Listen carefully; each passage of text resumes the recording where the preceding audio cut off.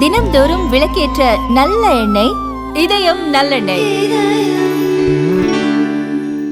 அரசியல் கட்சிகளின் ரோட் ஷோக்களுக்கு தமிழக அரசு விதித்துள்ள புதிய கட்டுப்பாடுகளை ரத்து செய்ய கோரி விஜய் தலைமையிலான தமிழக வெற்றிக் கழகம் சென்னை உயர்நீதிமன்றத்தில் வழக்கு தொடர்ந்துள்ளது.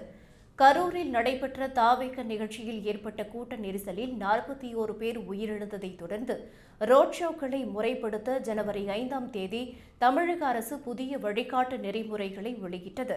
அதை எதிர்த்து தாவேகாவின் இணை பொதுச் செயலாளர் CTR நிர்மல்குமார் மனு தாக்கல் செய்துள்ளார். அரசு வெளியிட்டுள்ள இந்த விதிகள் தேர்தல் ஆணையத்தால் அங்கீகரிக்கப்பட்ட கட்சிகளுக்கு மட்டுமே முன்னுரிமை அளிப்பதாக உள்ளதால் புதிதாக பதிவு செய்யப்பட்ட கட்சிகள் இதனால் கடுமையாக பாதிக்கப்படும் என அந்த மனுவில் தெரிவிக்கப்பட்டுள்ளது. அரசின் இந்த நிபந்தனைகள் நடைமுறைக்கு சாத்தியமில்லாத வகையில் உள்ளதாகவும் கட்சியின் நிகழ்ச்சிகளை நடத்தவே முடியாத நிலையை இது உருவாக்கும் என்றும் தாவேக தரப்பில் கூறப்பட்டுள்ளது.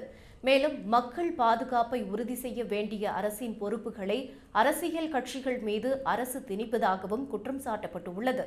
தங்கள் தரப்பு பரிந்துரைகளை அரசு கணக்கில் கொள்ளவில்லை என்றும் தற்போதுள்ள விதிகளை ரத்து செய்துவிட்டு அனைத்து தரப்பு கருத்துக்களையும் கேட்டு புதிய விதிகளை உருவாக்க வேண்டும் என்றும் அந்த மனுவில் கோரிக்கை விடுக்கப்பட்டுள்ளது.